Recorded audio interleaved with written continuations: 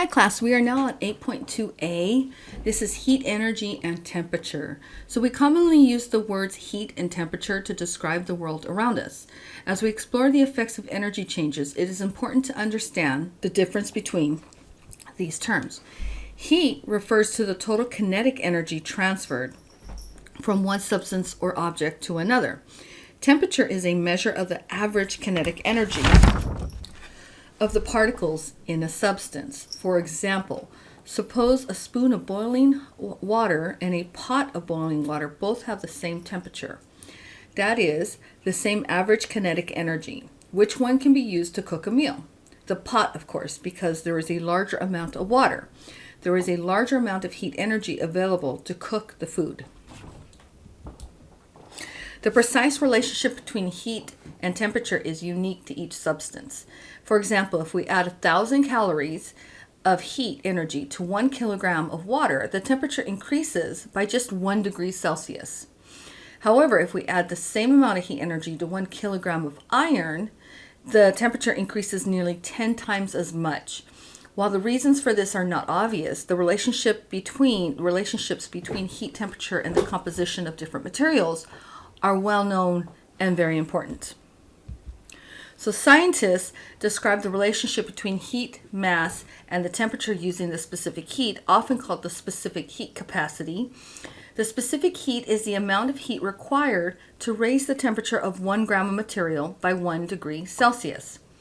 Written mathematically, this can be expressed as specific heat, specific heat is equal to the heat over the mass times change in temperature. And we represent these as S for specific heat, Q for heat, M for mass, and a delta T for a change in temperature.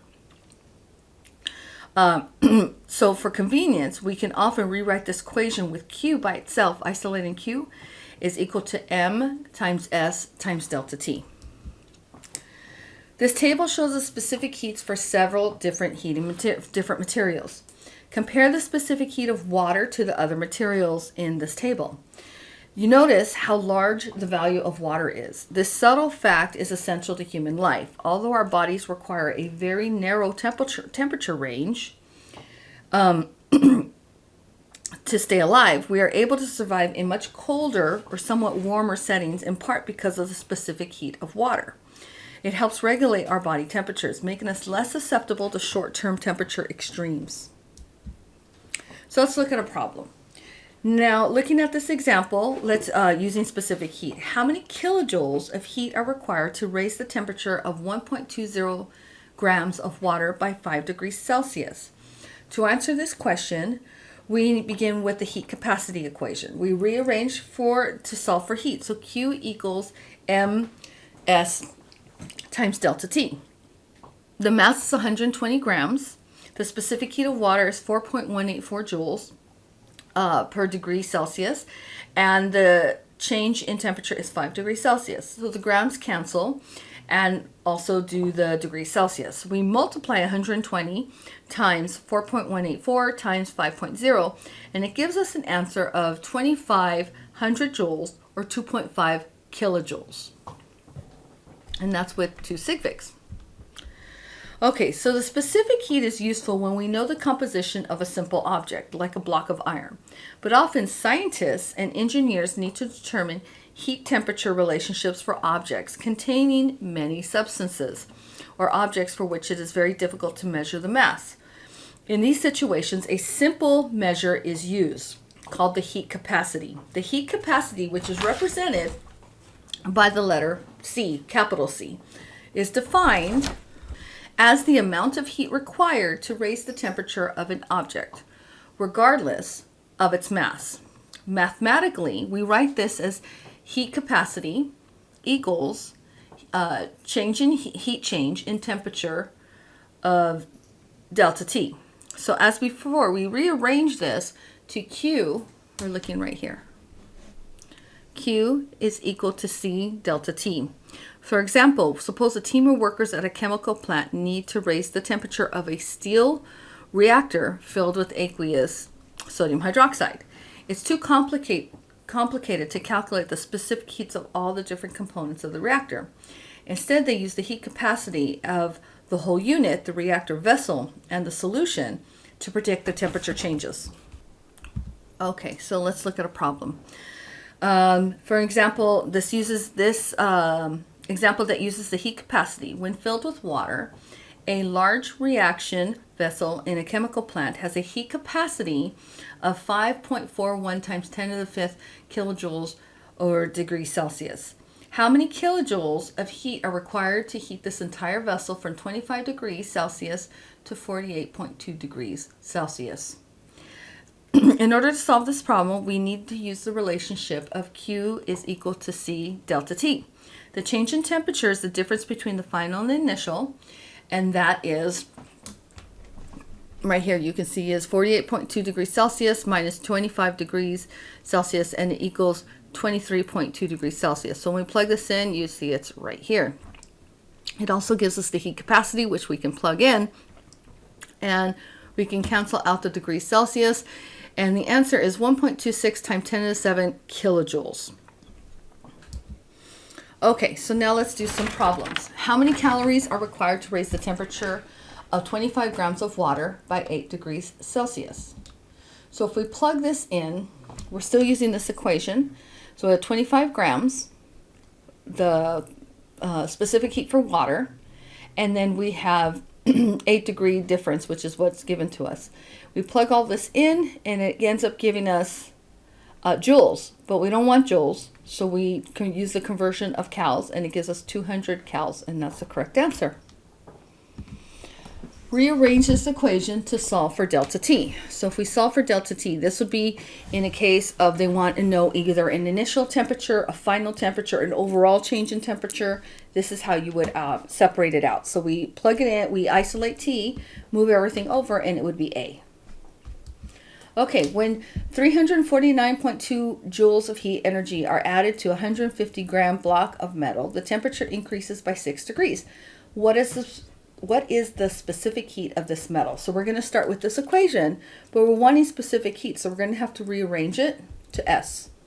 So when we change it to S, we can see down here. Specific heat also has 3 units. So if it's asking for specific heat, you need to make sure you have 3 units. So we plug in the Q. We have our mass, we have our temperature change, and it ends up being 0.388 joules over grams per Celsius.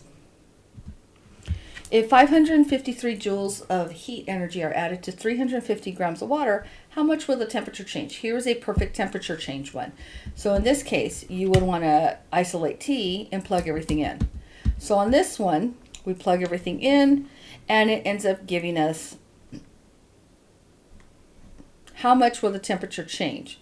So the temperature is going to change once we plug everything in. It's not going to actually change that much. It's only going up 0.419 degrees Celsius, and you can see I left it with longer numbers, and then it's rounded. So that's not changing at all. 100 gram gold nugget initially at 19 degrees Celsius absorbs 250 joules of heat energy. What is the final temperature of the gold? So in this case, we're going to be looking at temperature. So I pulled this from the other slide, and now we're going to plug everything in. So you can see we have 250 joules, which is what's given to us. We have 100 grams, and then we have our specific heat for the gold, which is right here. So I do this a little differently, and you can check other people will do this a little. They'll plug in final and initial and leave that. I don't. I just put delta T, and then I do it in kind of 2 steps. So I'm looking for the temperature change difference, which is what's here, and I purposely left it long. Now, what I do is I substitute that in for delta T. So here's delta T, and I separate it out. So this is final minus initial temperature. We know the initial is 19. So we want to solve for F. So how do we do that? Well, we move this to the other side. So that's what we get, 19.39 degrees Celsius. I forgot to put the Celsius. Plus, and that leaves us a final temperature of 38.37 degrees Celsius, which is 38.4 degrees Celsius. A piece of lead absorbs 100 joules of energy, and its temperature increases 15 degrees Celsius. What is the mass of this piece of lead? So you're actually solving for M. I did not solve this one, but you would solve it just like you've been doing with the other ones. You need to make sure it ends in grams. If you need help with this, please contact me, but this should not be, it's very similar to what we're doing here, just solve for mass. Okay, so let's do a review real fast. Specific heat is the amount of heat required to raise the temperature of 1 gram of material by 1 degree Celsius. And it gives you a specific heat, and you should have 3 units. And then you can move it around however you need to. S is representative of this one, and then Q is heat. Heat capacity is the amount of heat required to raise the temperature of an object by 1 degree Celsius, regardless of the mass. So this is when there's objects that are rather large and it's inconvenient to try to determine the mass. So in this case, here's a problem. A reaction container has a heat capacity of 8.53 times 10 to the third joules over degrees Celsius. If the container absorbs 35,000 joules of heat energy, how much will the temperature increase? So I copied over the heat capacity, and you can see it gets changed over. So C is C, Q, delta T, and then if you had to change things out. But we want delta T, so we're going to isolate this to delta T. We plug in Q. I forgot to put the joules there. This should be joules because of there, a J. And then the joules will cancel out, and it will leave 4.103 degrees Celsius. And the correct answer is 4.10 degrees Celsius.